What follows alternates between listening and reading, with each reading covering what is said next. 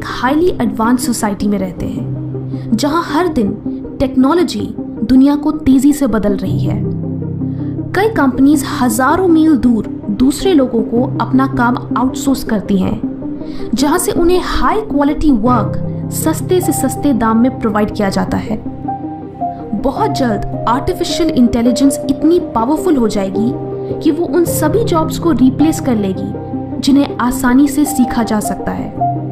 जैसे ड्राइवर्स की जगह सेल्फ ड्राइविंग कार्स होंगी, प्रोडक्ट्स ड्रोन से डिलीवर किए जाएंगे, कॉल सेंटर्स को भी एआई कंप्लीटली रिप्लेस कर देगी। इनफैक्ट ऐसे कई सारे सेक्टर्स में जॉब्स को ऑटोमेट कर दिया जाएगा, यानी कि ह्यूमंस को रोबोट से रिप्लेस कर दिया जाएगा। और ये दिन ज्यादा दूर नहीं है, it's already a work in progress. तो आप फ्यूचर में इस तरह के मार्केट में कैसे सर्वाइव करोगे और कैसे अपने काम को आउटसोर्स होने से या ऑटोमेट होने से बचाओगे? एक तरीका है, ये आसान नहीं है बट आपके लिए सबसे बेस्ट ऑप्शन है। ये एक फैक्ट है कि हम सभी के अंदर ढेर सारा पोटेंशियल छुपा है, लेकिन हम उसे अनलॉक नहीं कर पाते। इस पोटेंशियल को अनलॉक करना ही मास्टरी हासिल करना है।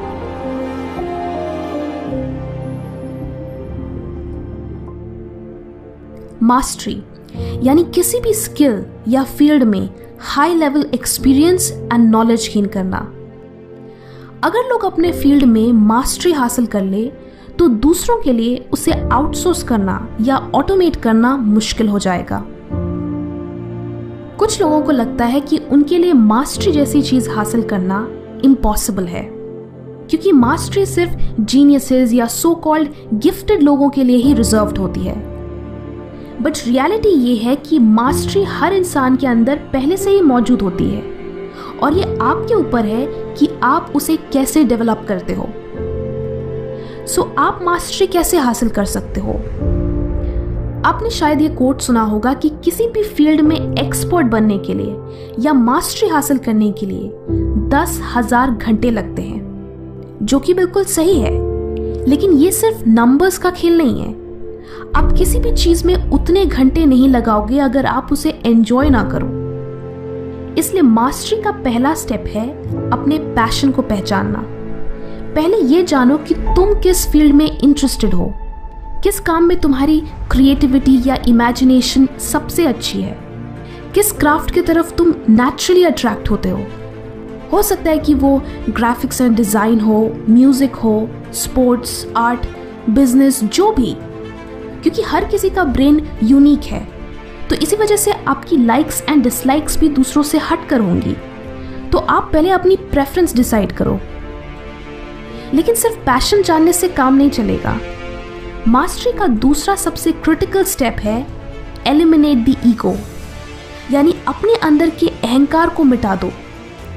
एक्सेप्टेड कि तुम्हें कुछ नहीं आता, तुम कुछ नहीं जानते। आपको हर उस मौके की तलाश करनी है जिससे आप कुछ नया सीखो, कुछ नया जानो। ये मत सोचो कि तुम पहले से ही बहुत अच्छे हो या बहुत टैलेंटेड हो, क्योंकि उससे आप अपने वर्क को निष्पक्षता के साथ जज नहीं कर पाओगे। इनफैक्ट दूसरे टैलेंटेड लोगों को देखकर जेलस फील करोगे। अगर आप अपने ईगो को हटा दें तो आप अपने कंपेटिटर्स से सीख सकते हो। खुद को बेस्ट प्रूव करने की कोशिश मत करो, क्योंकि जब आप कुछ सीखना चाहते हो देन ये सब मैटर नहीं करता। दूसरों से सीखकर आप अपनी वीकनेस को स्ट्रेंथ में कन्वर्ट कर सकते हो। ये सब पॉसिबल नहीं होगा अगर आप अपनी जर्नी के शुरुआत में ही खुद को मास्टर समझ ले। सो पहले ज्यादा से ज्यादा सीखने की कोशिश करो और फिर खुद को मास्टर होने का टाइटल दो। मास्टरी का तीसरा स्टेप है एम्ब्रेस द बोर्डम। जब आप किसी भी स्किल या क्राफ्ट को प्रैक्टिस करते हो तो शुरुआत में वो काफ़ी बोरिंग लगेगा। अपने कंफर्ट जोन से बाहर निकलना, नए नए टेक्निक्स अप्लाई करना आपके लिए शुरुआत में अनकंफर्टेबल होगा। बट जब आप प्रैक्टिस के इस बोरिंग नेचर को एक्सेप्ट करते हो और फिर भी प्रैक्टिस कंटिन्यू रखते हो तो आप अपने क्राफ्ट से और बेहतर तरीके से एंगेज कर पाते हो। For example cooking. रोज़ खाना बनाना एक्साइटिंग नहीं है, बट रोज़ खाना बनाने से ही आप रेसिपीज़ के डिफरेंट इंग्रेडिएंट्स की इम्पोर्टेंस को समझोगे। आप खुद ही एक अंडरस्टैंडिंग डेवलप करोगे कि इस रेसिपी में किस इंग्रेडिएंट की कितनी ज़रूरत है। एंड दैट वे आप खुद नए नए डिशेस एक्सपेरिमेंट कर पाओगे और जल्दी अपना वो रेस्टोरेंट या कैफ़े भी खोल पाओगे। बट आपकी मास्टरी की जर्नी अभी ख़त्म नहीं हुई है।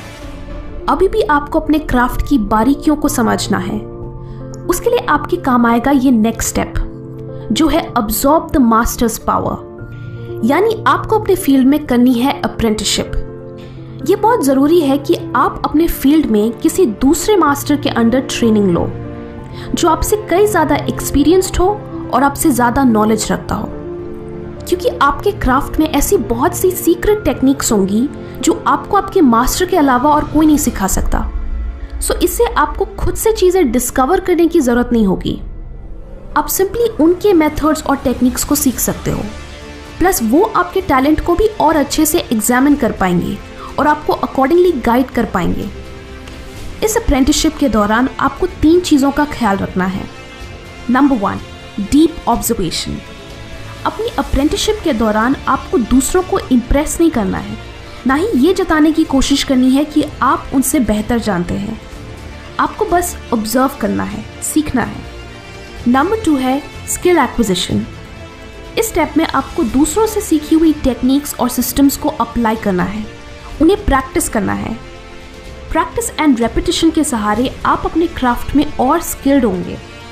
And the third and last thing है एक्सपेरिमेंटेशन। इस स्टेप में आप अपनी फाउंडेशन नॉलेज और स्किल के साथ अपने खुद के आइडियाज़ अटैच करते हो और एक यूनिक प्रोडक्ट या सर्विस क्रिएट करते हो। अप्रेंटिसशिप के बाद सबसे क्रूशियल चीज़ जो अक्सर लोग नज़रअंदाज कर देते हैं वो है सोशल इंटेलिजेंस। सबसे बड़ा ऑब्स्टिकल जो आपको मास्टरी अचीव करने से रोकता है वो है इमोशनल ड्रामा। हम एक सोशल एनवायरनमेंट में रहते हैं जहां हम आए दिन कई लोगों से इंटरैक्ट करते हैं। अगर आप अपने इंटरैक्शंस को और स्मूथ कर ले तो आप बेफजूल के झगड़ों में और कंट्रोवर्सीज में नहीं फंसोगे और आपके पास अपने क्राफ्ट पर फोकस करने के लिए ज़्यादा टाइम होगा। तो आपके लिए ज़रूरी है कि आप खुद के इमोशंस को कंट्रोल करना सीखें और दूसरों की बातों को पर्सनली ना लें।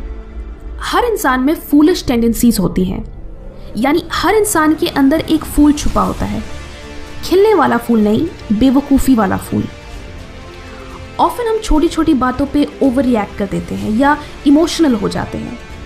तो आपको अपने अंदर के फूल को भी कंट्रोल करना है और दूसरों के अंदर के फूल को नज़रअंदाज करना है। इस तरह के सोशल इंटेलिजेंस से ही आप ट्रू मास्टरी अटेन कर पाएंगे।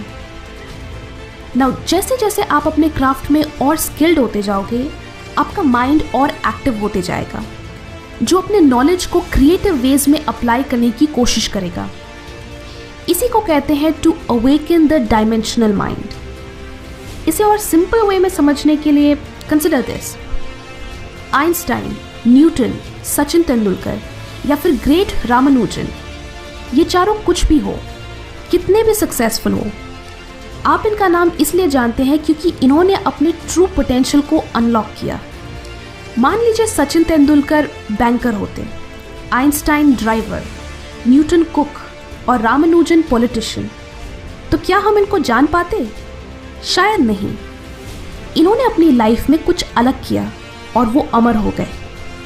दोस्तों, आपको भी अपनी स्किल्स में मास्टरी हासिल करने के बाद उसे ऑर्डिनरी काम करके वेस्ट नहीं करना है। मान लीजिए आप एक फोटोग्राफर हैं और आपने फोटोग्राफी में मास्टरी कर ली।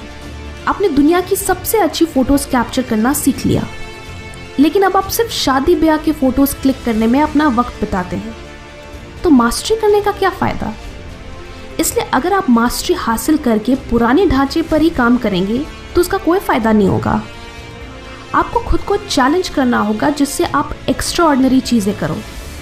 अपनी नॉलेज को एक्सपैंड करना होगा, नई अपॉर्चुनिटीज़ ढूंढनी होगी, एक्सपेरिमेंट करना होगा। तभी आप सही मायने में अपने पोटेंशियल को अनलॉक कर पाओगे। सो फ्रेंड्स, ये था मास्टरी के लिए आपका कंप्लीट रोड मैप। ये वीडियो रॉबर्ट ग्रीन की बुक मास्टरी पर बेस्ड है। I hope you enjoyed it. Comment करके बताएं कि आप किस फील्ड में मास्टरी हासिल करना चाहते हैं। वीडियो अच्छी लगी तो लाइक करें एंड बहुत अच्छी लगी तो शेयर भी करें। Thanks for watching and stay safe.